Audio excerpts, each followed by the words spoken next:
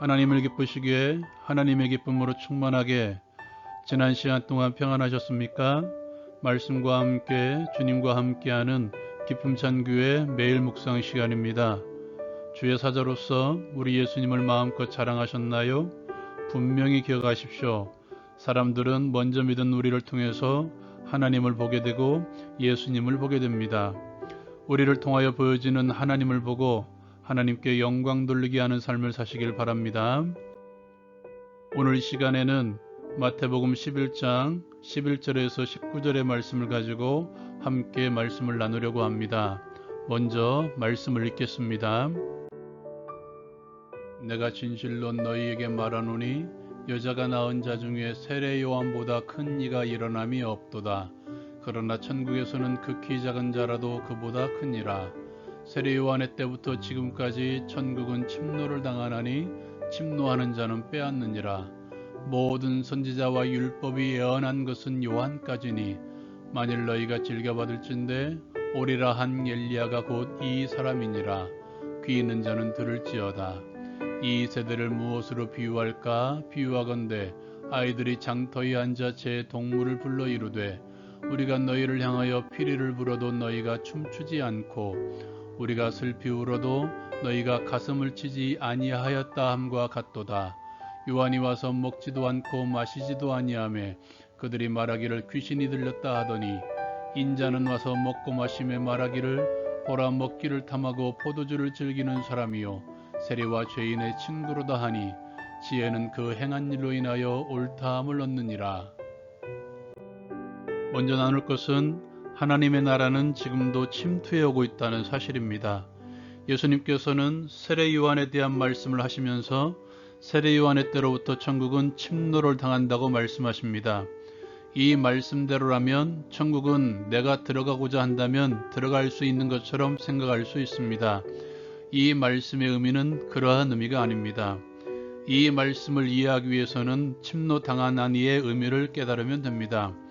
일반적인 언어에는 동사를 사용할 때 능동태와 수동태가 있는데 헬라어에는 중간태의 동사가 있습니다.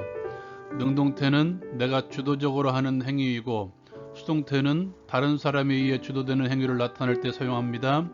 반면 중간태 동사는 이 두 동사, 즉 능동태와 수동태를 다 사용할 수 있는 동사입니다.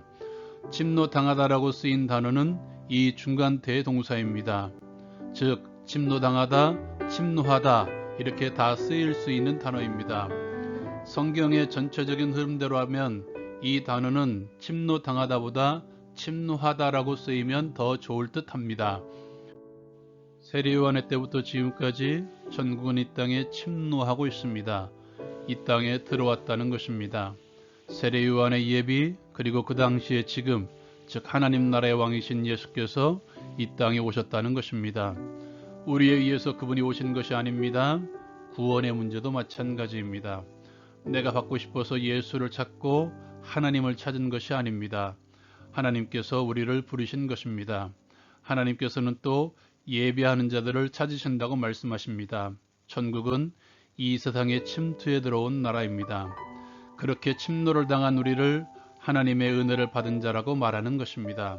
지금 우리는 하나님 나라의 왕이신 예수를 믿고 그 사랑의 아들의 나라로 옮김받은 사람들입니다. 이제 그 나라 백성으로서 그 나라의 다스림을 받으며 사는 것입니다. 하나님 나라의 법인 나의 행복을 위하여 주신 말씀을 순종함으로써 하나님께서 허락하신 은혜를 누리며 살아가는 것입니다.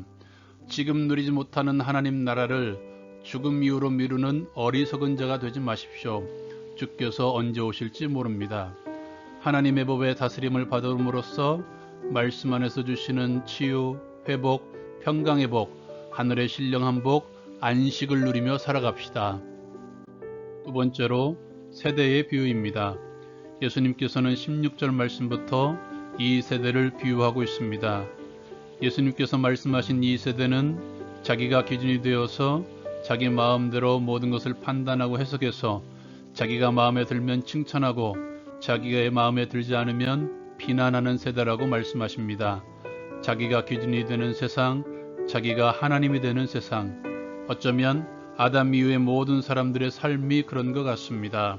신 중에 최고의 신은 자기가 되는 것입니다. 신을 섬기는 것도 자기의 마음에 들면 신으로 인정하고 섬깁니다. 신은 자기가 필요할 때마다 불러다 사용하는 도깨비 방망이가 되는 것입니다. 우리의 눈에 들보를 빼내야 되는데 가장 큰 들보는 자기 자신입니다. 내 기분, 내 상황에 따라 바뀌는 기준을 내려놓으십시오. 하나님의 기준이 우리의 중심이 되어야 합니다. 하나님 나라 백성은 내 기준을 버리고 하나님의 기준으로 살아가겠다고 선언한 사람들입니다. 우리의 삶에서 끊임없이 내 기준을 버리고 하나님의 기준, 내 안에 계신 성령께서 말씀하시는 하나님의 기준대로 살아가는 우리 모두가 됩시다.